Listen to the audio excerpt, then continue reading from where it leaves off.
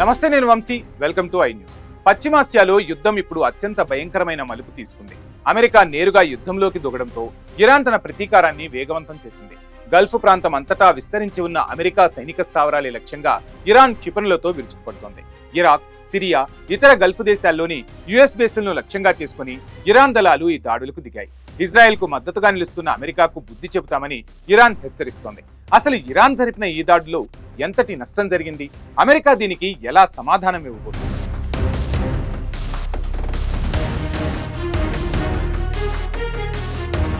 Gulf గడ్డపై యుద్ధ మేఘాలు కమ్ముకున్నాయి. అమెరికా తన అత్యాధునిక ఆయుధాలతో ఇరాన్ను అణిచివేయాలని చూస్తుంటే టెహ్రాన్ మాత్రం ఏమాత్రం వెనక్కి తగ్గడం లేదు. గత కొన్ని గంటలుగా గల్ఫ్ ప్రాంతంలోని అమెరికా సైనిక స్థావరాలపై ఇరాన్ క్షిపణుల వర్షం కురిపిస్తోంది. ఇరాక్లోని అల్ అసద్ ఎయిర్ బేస్ తో పాటు సిరియాలోని అమెరికా స్థావరాలను లక్ష్యంగా చేసుకుని ఇరాన్ కు చెందిన రెవల్యూషనరీ గార్డ్స్ ఐఆర్జీసీ ఈ వినాశకరమైన దాడులు చేపట్టింది. ఆకాశమంతా క్షిపణుల వెలుగులతో నిండిపోగా భారీ పేలులతో ఆ ప్రాంతాలు దద్దరిల్లిపోతున్నాయి. ఇరాన్ కొత్త సుప్రీం లీడర్ ముస్తఫా కమేనీ ఆదేశాల మేరకు ఈ దాడులు జరుగుతున్నట్లుగా పక్కా సమాచారం. తమ దేశ సార్వభౌమత్వాన్ని దెబ్బతీసేందుకు ప్రయత్నిస్తున్న అమెరికాకు ఇది కేవలం ప్రారంభం మాత్రమేనని ఇరాన్ హెచ్చరిస్తోంది. ముఖ్యంగా అమెరికా యుద్ధ నౌకలు గల్ఫ్ తీరానికి చేరుకోవడంతో ఇరాన్ తన క్షిపణి వ్యవస్థలను పూర్తి స్థాయిలో రంగంలోకి దించేసింది. అమెరికా స్థావరాల్లోని సైనికులు బంకర్లలో తలదాచుకుంటున్నారు. పెంటగాన్ ఈ దాడులను నిశితంగా గమనిస్తోంది.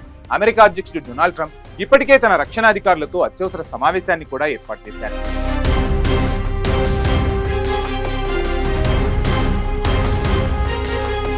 ఈ దాడుల ప్రభావం కేవలం యుద్ధ విమానాలకే పరిమితం కాలేదు.